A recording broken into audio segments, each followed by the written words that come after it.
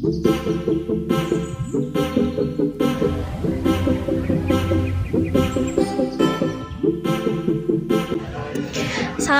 warahmatullahi wabarakatuh. Selamat pagi teman-teman semuanya. Di sini kami sudah bersama Ibu Evi selaku guru pamong bahasa Indonesia di SMA Negeri 7 Malang. Tujuan kami berada di sini adalah terjun langsung ke sekolah untuk bertanya kepada praktisi pendidikan tentang implementasi di lapangan terkait desain perencanaan pembelajaran. Silakan pertanyaan pertama bisa diberikan. Baik Bu, untuk pertanyaan pembuka, yakni apa tujuan utama pembelajaran yang ingin dicapai Bu? Tujuan pembelajaran yang ingin dicapai, karena saya mengajar bahasa Indonesia, berarti kan saya mengacu pada TP atau ATP yang sudah disediakan pemerintah berkaitan dengan kurikulum merdeka. Nah, di situ ada 4 elemen di dalam kurikulum merdeka. Di dalam bahasa Indonesia itu ada 4 elemen. Elemen pertama itu elemen menyimak, kedua menyimak, yang kedua membaca dan memirsa, yang ketiga berbicara, dan yang keempat adalah menulis. Jadi tujuan dari pembelajaran saya mengacu kepada TP ATP yang saya lihat dari kurikulum merdeka. Nah, dari situ saya kembangkan dari TP menjadi ATP. Nah, di ATP tersebut banyak tujuan yang ingin dicapai di dalam pembelajaran bahasa Indonesia. Misalnya saja di pembelajaran kelas 10 itu ada materi teks LHO, laporan hasil observasi, yang kedua teks anekdot, dan yang ketiga teks hikayat. Nah, di situ TP-nya juga berbeda-beda bergantung dengan elemen yang digunakan. Baik, untuk pertanyaan yang kedua, bagaimana kemampuan peserta didik dilihat dari tujuan pembelajarannya? Kalau dilihat dari tujuan pembelajarannya sendiri, kemampuan peserta didik itu sangat beragam. Dari asesmen awal itu kita bisa mengkategorikan menjadi 3. Ada siswa yang lemah, ada siswa yang sedang, dan ada siswa yang mahir di dalam pembelajaran. Nah, untuk mengetahui itu kita bisa biasanya melakukan yang namanya asesmen awal di pembelajaran. Yang ketiga, mengapa harus melakukan asesmen awal Bu? Asesmen awal ini digunakan untuk mengetahui tingkat pemahaman peserta didik terhadap pembelajaran yang akan kita lakukan. Kan nggak mungkin kan kalau misalnya kita punya ekspektasi tinggi tapi kemampuan anak-anak di bawah rata-rata. Jadi kita nggak bisa memaksakan ekspektasi pembelajaran kita, sedangkan anak-anak kita misalnya berada di bawah rata-rata. Jadi tujuannya ya untuk mengetahui pembelajaran yang cocok untuk anak-anak gitu. Untuk pertanyaan selanjutnya, dari ke-6 unjuk kerja diantaranya seperti praktik, produk, proyek, portofolio, atau teknik yang lain, Ibu sering menggunakan yang mana Bu? Kerja itu biasanya di dalam pembelajaran bahasa Indonesia kita tidak hanya berpatok pada satu unjuk kerja, kita bisa mengkolaborasikan berbagai unjuk kerja. Jadi bergantung terhadap materi yang akan kita pelajarkan di dalam kelas. Misalnya untuk materi anekdot kita bisa membuat produk berupa komik. Untuk materi hikayat mungkin kita juga bisa membuat sebuah hikayat yang dikonversikan menjadi sebuah cerita atau dalam bentuk audio. Jadi tidak serta-merta. Lalu untuk kriteria unjuk kerja tersebut ya, itu penilaiannya seperti apa Bu yang digunakan? Untuk kriteria unjuk kerja yang digunakan itu biasanya sebelum pembelajaran kita kan ada tupoksi seorang guru. Nah, tupoksi seorang guru itu ada 3. Yang pertama merencanakan, melaksanakan, dan mengevaluasi. Berkaitan dengan hal tersebut, berarti kan kita di tahap perencanaan. Untuk penilaiannya ya kita merencanakan sesuai dengan rubrik penilaian yang akan kita laksanakan. Misalnya di kegiatan menyimak, berarti kan rubriknya berkaitan dengan aktivitas menyimaknya seperti apa.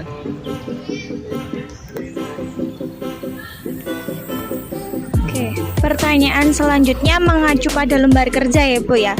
Nah, bagaimana sih cara Ibu untuk dapat melibatkan semua peserta didik agar dapat menuangkan idenya dalam pembelajaran?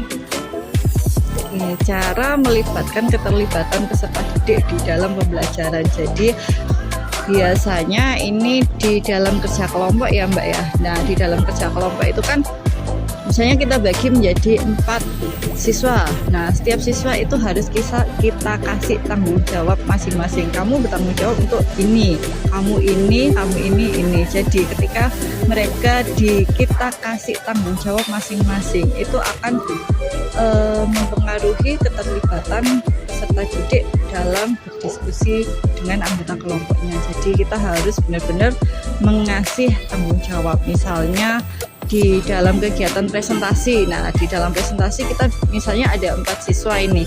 Kita bisa menunjuk, oh kamu nanti yang jadi moderatornya, kamu yang jadi penyajinya, kamu yang jadi modulernya. Sehingga ketika aktivitas berbicara, semua kebagian untuk menyampaikan pendapatnya.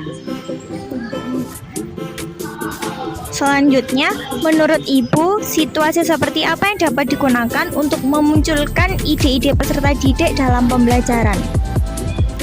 Situasi yang digunakan biasanya untuk memunculkan ide-ide peserta didik berarti kan kita harus di dalam pembelajaran itu kita harus menghubungkan dengan kehidupan nyata. Nah, ketika pembelajaran kita berhubungan dengan siswa, maka ide-ide anak-anak itu pasti akan muncul. Misalnya di dalam pembelajaran teks eksplanasi kompleks. Nah, kita bisa menggunakan menggunakan topik tentang kecerdasan buatan. Nah, kecerdasan buatan itu nanti kita hubungkan dengan kehidupan anak-anak. Apakah kalian pernah membuat kecerdasan buatan seperti itu?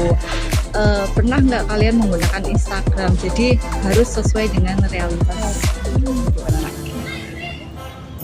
Untuk selanjutnya, bagaimana sih pendekatan yang dapat digunakan dalam penyampaian materi pembelajaran sehingga memunculkan minat dan keingintahuan siswa terhadap materi yang diberikan? Pendekatan yang dilakukan ke siswa. Biasanya kita juga bisa menggunakan pendekatan berbasis masalah. Jadi anak-anak mengulik masalah-masalah yang ada di lingkungan sekitar. Terus kita hubungkan dengan kegiatan pembelajaran kita. Jadi lebih berbasis ke masalah. Selanjutnya, menurut Ibu, apa saja sih peluang yang dapat muncul dan berguna untuk menopang minat belajar siswa, terutama dalam pembelajaran yang dirasa siswa itu sulit? Ini maksudnya seperti apa, Mbak? Peluang yang ada, yang mungkin muncul, yang bisa diimplementasikan untuk siswa, yang bisa digunakan untuk mengetahui minat siswa itu seperti apa? Untuk mengetahui minat siswa. Berarti kan untuk mengetahui minat siswa kita butuh yang namanya keterlibatan siswa kan. Ketika siswa tersebut antusias di dalam pembelajaran kita, berarti kan dia sangat minat dengan pembelajaran kita. Beda dengan siswa yang tidak minat dengan pembelajaran kita, pasti dia akan bermalas-malasan. Jadi itu bisa kita lihat ketika ya di dalam pembelajaran itu sendiri kita mengevaluasi. Selanjutnya, apa saja sih hambatan yang mungkin terjadi pada siswa yang kurang berani dan tidak bisa mengambil keputusan saat melakukan pembelajaran di kelas? Hambatannya biasanya anak-anak itu kurang percaya diri dalam misalnya diminta untuk ke depan, "Bu nggak mau Bu, yang teman ini saja," atau itu saya jangan gitu. Biasanya kurang percaya diri. Terus juga anak-anak itu takut yang namanya melakukan kesalahan. Jadi sering, "Ini bagaimana? Ini seperti apa?" gitu.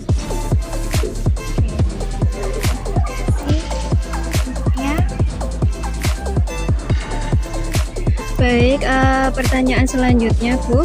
Menurut Bu Evi, bagaimana cara agar siswa itu terlibat dalam mengeksplorasi sebuah ide-ide, mungkin dalam situasi di pembelajaran.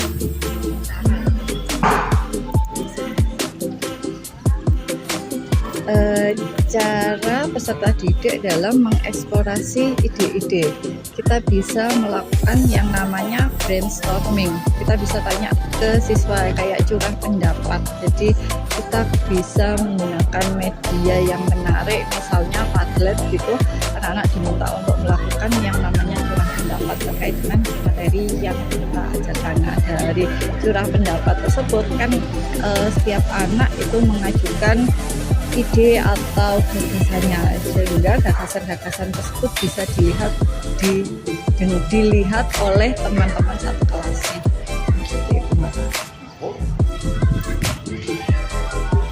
Lalu menurut Bu Evi, dalam situasi seperti apa jika di luar kelas, mungkin bisa di rumah, kira-kira peserta didik dapat mengembangkan ide-ide tersebut?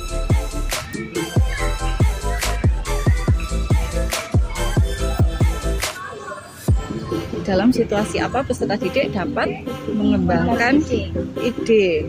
Nah, di luar kelas ya, untuk pembelajaran bahasa Indonesia sendiri kan sebenarnya sangat luas dan ide-ide itu banyak di lingkungan sekitar. Nah, kita bisa memantik anak-anak dengan beberapa pertanyaan atau pernyataan bahwa untuk membuat sebuah cerpen dengan hanya kamu melihat satu objek itu kalian bisa mengembangkan. Nah, itu kan juga bisa dikembangkan anak-anak di luar jam pembelajaran. Jadi terus juga misalnya meminta anak-anak juga untuk memotret sebuah gambar, untuk menceritakan gambar tersebut, itu kan juga bagian dari sebuah pembelajaran.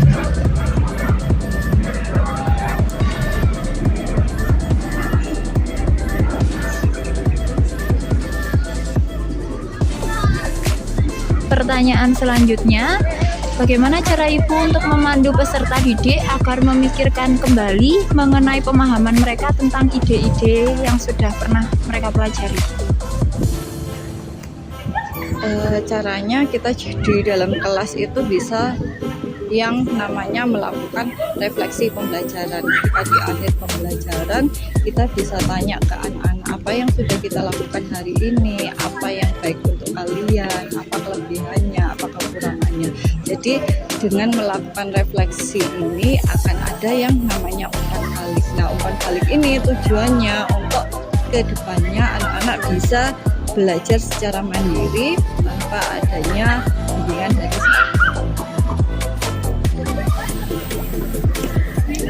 Pertanyaan selanjutnya yaitu bagaimana cara Ibu untuk meningkatkan sebuah produk dan pertunjukan peserta didik melalui penilaian diri dan umpan balik.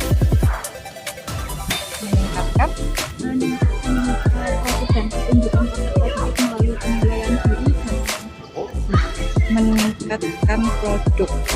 Berarti kan kita juga itu perlu namanya yang melakukan evaluasi ya ke peserta didik. Nah, di dalam pembelajaran biasanya tugas-tugas anak-anak itu bisa kita kumpulkan dulu, kita beri umpan balik, jadi kita beri catatan-catatan, dan itu catatan-catatan itu yang sangat dibutuhkan peserta didik, sehingga dia tahu kelemahan saya di mana gitu kan. Atau bisa juga kita tugasnya anak-anak kita tukar dengan teman sebaya. Nah, teman sebaya itu memberikan komentar atau catatan-catatan terkait dengan tugasnya, sehingga kan ketika ada umpan balik, peserta didik ini bisa mengembangkan produk yang lebih baik. Kemudian yang terakhir yaitu bagaimana cara Ibu agar peserta didik dapat diajak untuk merenungkan pembelajaran dan kinerja mereka. Pembelajaran, cara yang dilakukan itu biasanya ya di akhir kegiatan pembelajaran itu ya Mbak, dengan melakukan yang namanya refleksi pembelajaran itu sendiri.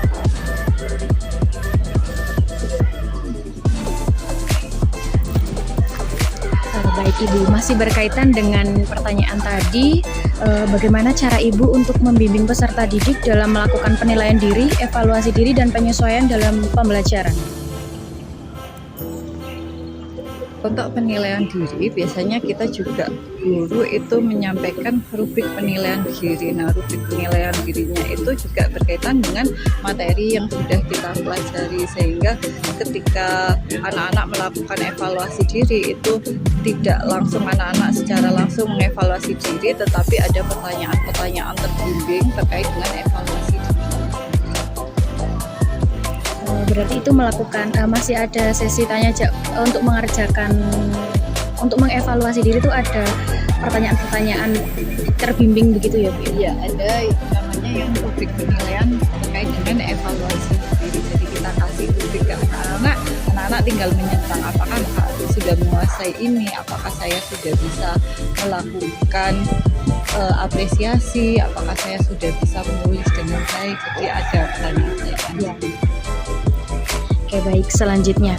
Nah, berkaitan dengan mengevaluasi diri. Nah, bagaimana cara yang seperti apa yang Ibu gunakan untuk melibatkan peserta didik dapat menentukan tujuan masa depannya itu bagaimana?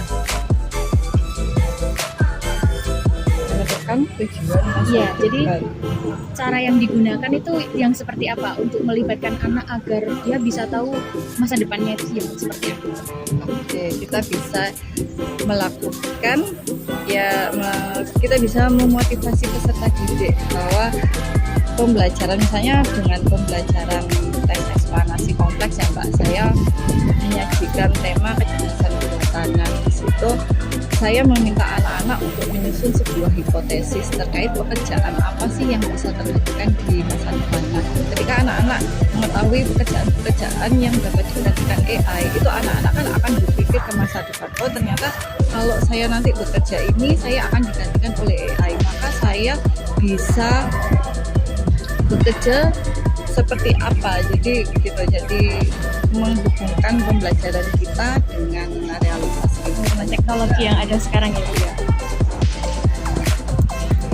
Jadi tadi untuk mengevaluasi diri untuk tujuan kedepannya itu kita tidak boleh lupa dengan realita yang ada. Jadi harus saling berkaitan begitu ya Bu ya.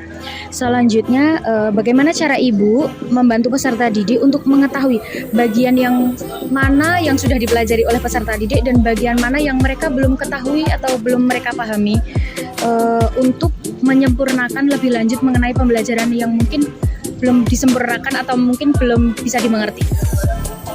Misalnya itu saya meminta anak-anak membuat 3 kolom ya Mbak, di dalam pembelajaran. Nah, apa yang sudah kamu ketahui di pembelajaran itu, apa yang ingin kamu ketahui, dan apa yang sudah kendala apa yang kalian hadapi di pembelajaran. Jadi ada 3 kolom untuk merefleksi pembelajaran tersebut.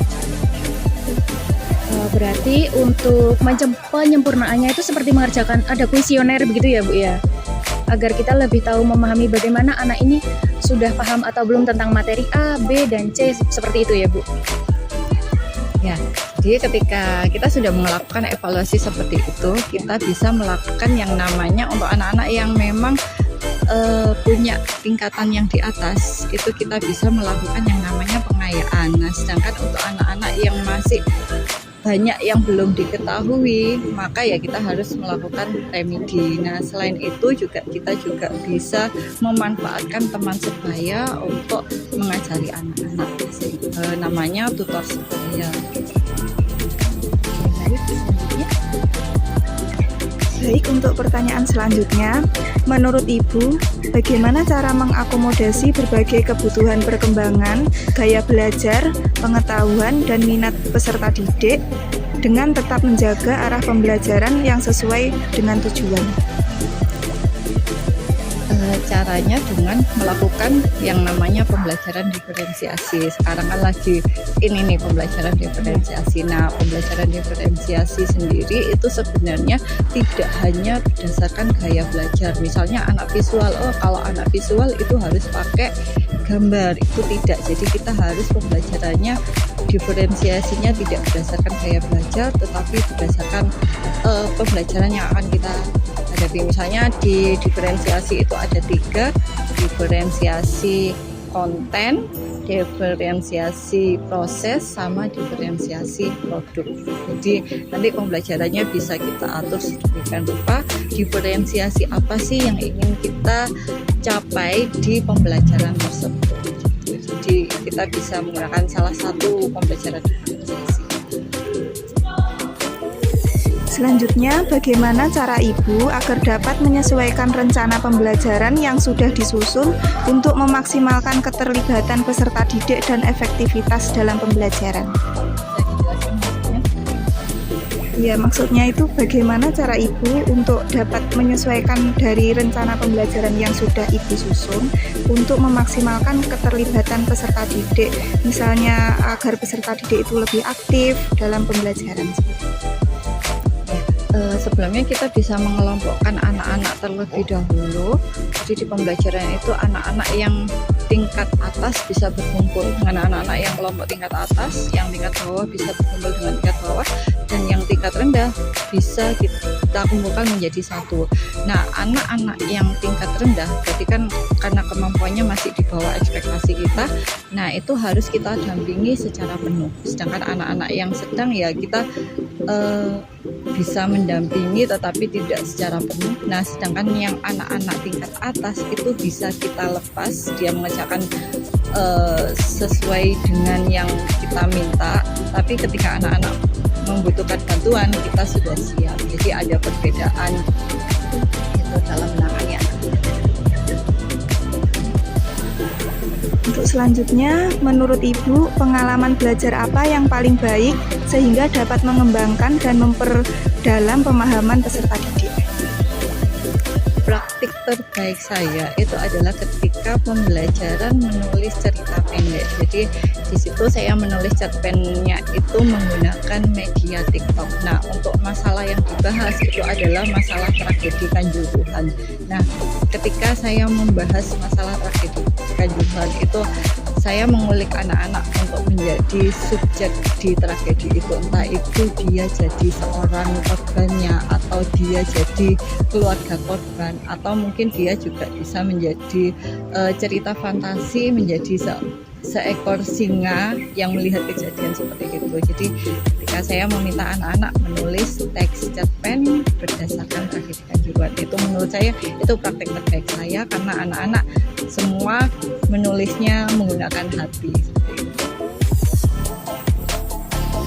Kemudian, bagaimana cara Ibu untuk meminimalkan kemungkinan kesalahpahaman yang terjadi pada pembelajaran di dalam kelas? Untuk meminimalkan kesalahan atau miskonsepsi di dalam kelas itu biasanya kan ada yang namanya refleksi pembelajaran. Nah, di akhir itu anak-anak bisa kita tanya-tanyai terkait dengan materi yang kita ajarkan. Bisa kita minta anak-anak ayo sebutkan satu kata apa dalam pembelajaran ini. Misalnya cerpen itu cerita pendek, satu alur atau seperti apa. Jadi langsung tunjuk anak-anaknya untuk menjawab pertanyaan yang kita berikan. Nah, dari situ nanti kita rekap, kita sampaikan ulang bahwa materi ini seperti ini. Untuk pertanyaan yang terakhir, bagaimana cara Ibu dalam mengatur pembelajaran untuk memaksimalkan keterlibatan dan efektivitas peserta didik? Pembelajaran agar peserta didik dapat terlibat secara aktif. Ya itu tadi kembali yang seperti semula, berarti saya memberikan tanggung jawab masing-masing peserta didik.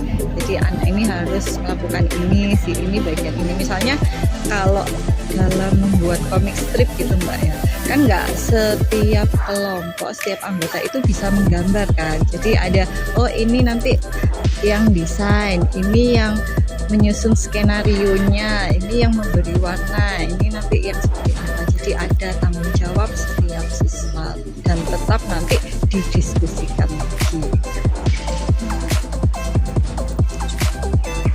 Ya baik, terima kasih Ibu Evi atas kesempatan yang telah diberikan. Pertanyaan-pertanyaannya juga alhamdulillah terjawab semua. Mungkin yang bisa kami sampaikan terima kasih. Dan terima kasih untuk teman-teman semua sudah melihat atau menonton kami sekilas tentang pertanyaan-pertanyaan mengenai pengembangan perancangan kurikulum. Hanya itu yang dapat saya sampaikan mewakili teman-teman. Wassalamualaikum warahmatullahi wabarakatuh.